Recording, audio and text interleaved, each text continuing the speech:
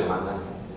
¿Cómo ven los tratamientos antihipertensivos? Porque obviamente los calcitoagonistas son base actual de las combinaciones, ¿no? Y obviamente lo podemos decir, la amlodipino es la base ahorita de muchas combinaciones, pero ¿usted cómo ve los tratamientos y qué otras patologías ha visto en la cardiopatía hipertensiva, aparte de la cardiopatía isquémica crónica y la insuficiencia renal? Bueno, pues gracias por la invitación. Fíjate que lo venimos diciendo, y no es porque yo me dedique a hacer ecocardiografía, pero siempre les digo a los residentes, oigan,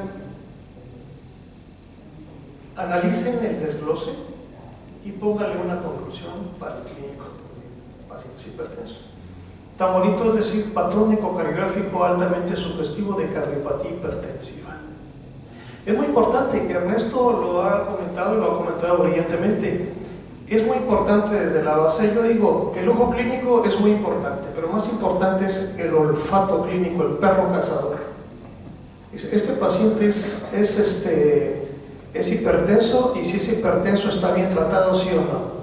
Muy importante, y es obligatorio en un buen estudio, reportar toda aquella repercusión estructural y hemodinámica intracardíaca. Llámese, y yo les obligo a los residentes, reporten los 8 patrones de geometría del ventrículo izquierdo. Y en eso se basa el estudio LIFE. Espesor parietal relativo, la masa del ventrículo izquierdo y el volumen telediastólico, que no se nos olvide. Hace falta una variable digna de evaluar, volumen telediastólico, y le agrego algo más que le aportamos a la CIAC ahora en el libro, la dilatación de la rama ascendente de la aorta. Ojo, ahí se ve si el paciente, vamos tratando desde la base, si el paciente está bien tratado o no está bien tratado. Ustedes saben perfectamente bien que lo primero que se dilata de esa tubería que yo le llamo el Kutsamala, porque es el que lleva toda la irrigación a todo el cuerpo, es la aorta. Nuestro colega ya lo dijo, el riñón es parte importante, súper importante en el tratamiento de la hipertensión arterial. Y la que lo irriga, lo que la alimenta, es justamente la aorta. Y vaya, el corazón es la víscera hueca en constante movimiento. Es la bomba de la cisterna. Entonces, muy importante, ¿por qué dejar afuera del corazón la arteria, aorta y sobre todo la rama ascendente de la aorta? En el entendido de que no confundir la porción más dilatada de la aorta, comúnmente más ancha, es 1 centímetro por debajo de la emergencia del tronco vertebroencefálico. Ahí es donde pega 115.200 veces el flujo sanguíneo, y la porción más reducida justamente en la unión de la emergencia de la subclavia izquierda con el que no tiene PCA, el ligamento arterioso denotal. Entonces, muy importante todo eso. A lo que vamos, me encantó, y yo siempre soy de los que digo, siempre hay que mantener una frecuencia cardíaca por debajo de 80 latidos por minuto en un paciente hipertenso. Le estás tomando la presión arterial sentado, que es la posición ideal sedente. Parado no, parado nada más cuando un paciente sea diabético o tenga hipotensión ortostática en un paciente senil. Hay condiciones muy duras. Entonces, yo estoy de acuerdo con un calcioantagonista, no dihidropirinínico, pero hasta eso tienes que discernir fenilalquilaminas o benzodiazepinas. Fenilalquilamínico. Y justamente eso es muy importante para mí, en lo personal, y eso me quedo un poquito más relajado en cuestiones de que el paciente sedente, en posición sedente, no tenga más de 80 latidos por minuto, porque eso ya lo vemos desde la carrera. Disminuyes las demandas miocárdicas de oxígeno. No es igual al paciente que anda corriendo el ejecutivo, que yo digo las guías hace la mañana, lo dije, ¿no? Qué bueno que las guías se han atrevido, los expertos se han atrevido a ya dejar adicional u opcional un betabloqueador, que en dado caso que tenga actividad crono e hilo negativa. Y es fundamental. La mayoría de hipertensos, la carga genética es muy importante, pero aquel que no demostremos que tenga carga genética, actividad simpática excesiva, personalidad tipo A, es una descarga de adrenalina. Allí es donde van estos medicamentos hino y crono negativos, en este caso diltiazem. Muchas gracias, doctor Scampari. Ahora, doctor Barajas, ¿hay otros escenarios clínicos aparte de insuficiencia renal que son las arritmias, por ejemplo, hipertensión con fibrilación auricular, o también la disfunción endotelial donde se ha utilizado mucho diltiazem? ¿Usted qué opina sobre el uso de estos casoantagonistas no ioperínicos en pacientes con arritmias, por ejemplo, que ya comentaban, pero en FA, que también es algo muy común que vemos, hipertensión con FA, o pacientes que llegan a cardiopatía isquémica y nosotros le llamamos disfunción endotelial, vemos el flujo lento en las coronarias? ¿Qué opina de esto, doctor? ¿Usted qué experiencia tiene? Primero que nada, igual junto con el doctor Scampari, aquí en el Instituto Nacional de Cardiología, o sea, hay conceptos tan básicos como la geometría del ventrículo izquierdo, y que uno le pregunta a los médicos cardiólogos en formación y que realmente adolecen del conocimiento, y que es algo desde que medicina interna se tendría que conocer, ¿no? O sea, saber que la geometría del ventrículo izquierdo puede ser desde remodelado concéntrico y nos traduce ya ciertos datos de cardiopatía hipertensiva como hipertrofia concéntrica, o hasta llevar al paciente dilatado, nos habla más de nuestro sistema de salud pública, porque realmente ya diagnosticamos a nuestro paciente hipertenso en una fase muy dilatada. Entonces, sí, de acuerdo con el doctor Scampari, que realmente como ecocardiografista sí decir que hay un daño orgánico por hipertrofia del ventrículo izquierdo, y que sobre todo esa hipertrofia del ventrículo izquierdo se van a beneficiar de ciertos medicamentos que tienen como objetivo tener un cronotropismo negativo, tener una vasodilatación arterial periférica, como son los calcioantagonistas. Ya en específico en la pregunta que usted realiza, doctor, en cuanto a hipertensión y fibrilación auricular, yo creo que la indicación de los medicamentos o la aplicación de la farmacología aplicada al paciente siempre debe de partir acerca del mecanismo de acción. Entonces tenemos ciertos medicamentos en los cuales son cronotrópicos negativos y son medicamentos que tienen un inotropismo negativo, por lo tanto siempre descartar que el paciente pues no tenga FEBI por debajo del 40%. Y en este caso, si tiene FEBI más del 40%, los calcioantagonistas no dihidropiridínicos es una muy buena elección. ¿Por qué? Porque van a tener ese efecto cronotrópico negativo.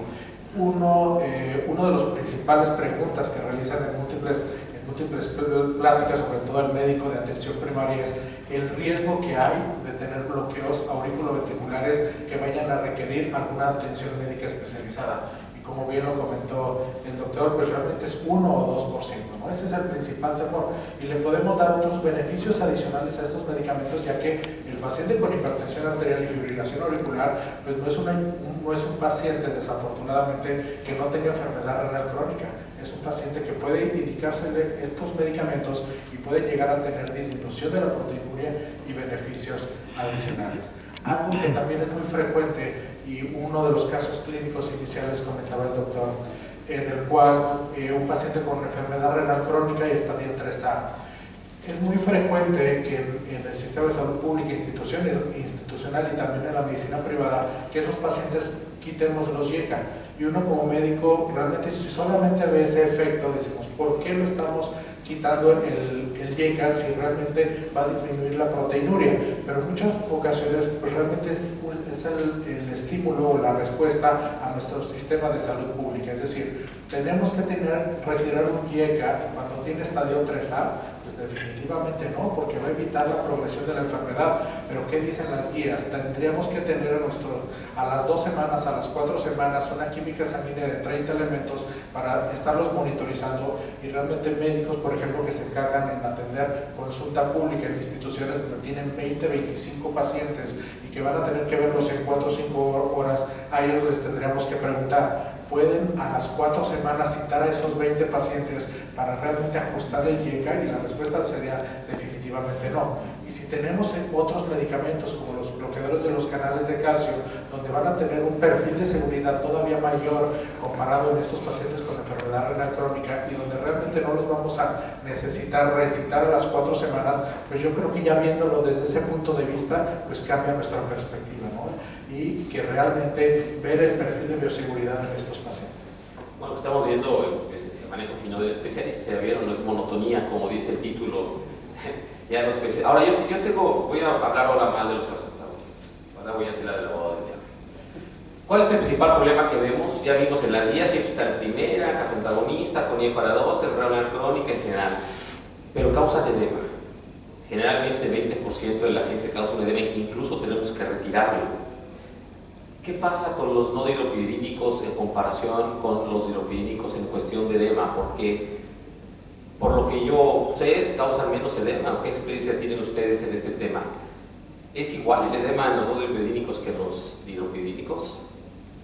Pues mira, en lo personal, me gusta mucho que hayas tocado este tema, porque de hecho yo lo quería mencionar, ya me diste ahora sí que la palabra, y definitivamente cuando va el paciente a la consulta del nefrólogo, una de las principales causas por las que va es porque está con edema, ¿vale? Y entonces Vox Populi dice, estás edematizado, tienes mal los riñones, ¿no? Te llegan con nosotros.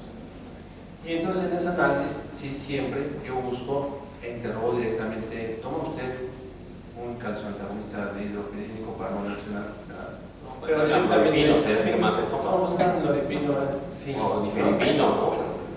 Y entonces, sí, me lo recetó el cardiólogo. También, es más, te conviene, pues. Y entonces, no, sí, ya me empiezan a explicar. Y obviamente yo sí he visto en la persona que mis pacientes con un no dihidropiridínico, en este caso de ITSM, el edema es mucho menor, ¿verdad? Sí hay, pero es mucho menor, no es tan marcado, y obviamente facilita mucho esta parte el manejo para los nefrólogos, el contar con este otro tipo de antihipertensivo de los bloqueadores de los canales de calcio que no desmatice tanto. Entonces yo sí generalmente hago ese cambio y me ha resultado muy bien. Entonces es una opción para, Enrique, si tú tienes un paciente con amlodipino, nifedipino, que esté edematizado, porque es de verdad hay una época de calor, muchos pacientes nos hablan por teléfono, doctor, me echaron los pies, vine a Acapulco y se me echaron los pies, ¿no? Sí, desde el calor y el caso antagonista, pues se te van a echar. Puede uno cambiar a un hidropiridínico esperando que pueda venir el edema, Ernesto, y por ejemplo las dosis, me gustó mucho que pusieran lo de las dosis, porque como antihipertensivo bien lo marcabas, ¿no? En las instituciones tenemos dilatación de 30, por ejemplo, y creen que con 30 cada 12 horas van a controlar la presión y dicen, qué mal fármaco es dilatación, ¿no? El malo es el médico que no sabe las dosis. En el mercado tenemos dosis altas. ¿Tú cómo has visto esto? Y quiero preguntar también sobre la discusión endotelial, tú que eres, ¿cómo ves el mecanismo de estos fármacos? Dos temas al respecto. La dosis de 30 miligramos, cuando se van a dosis bajas, en realidad son para las dosis más de disfunción microvascular. Ahora, aquí hay que tener cuidado con un tema. Para el punto de este estudio que se hizo, que se presentó en el American College, y que hablaba justamente de que no servía cuando se administraba en los casos de flujo lento y demás, hacer este caso de acetilcolina fue verdaderamente anecdótico. Fue anecdótico porque es rarísimo que en una sala de hemodinamia estemos haciendo estudios para ver justamente si el paciente tiene o no tiene disfunción microvascular. Así que caeríamos un poco en el sentido, porque es muy largo y además tiene sus asegúnes, pues o sea, vas a generar al paciente un evento de vasoespasmo durísimo y revertirlo a veces no es tan sencillo. Al menos en el centro médico no se realiza, no es una práctica continua.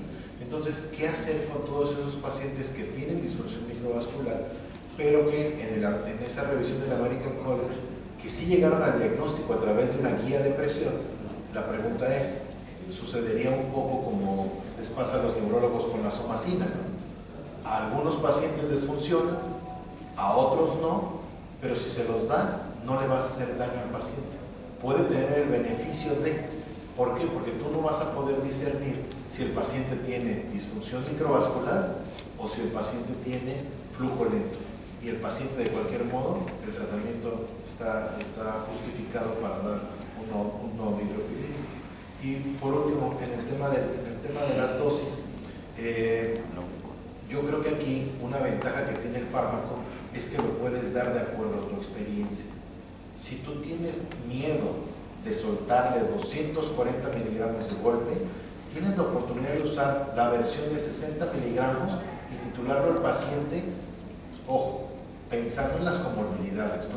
Porque si pensamos en el tema de hacerlo práctico y en el tema de la adherencia al tratamiento, pues ahí ya les quedamos a deber, ¿no?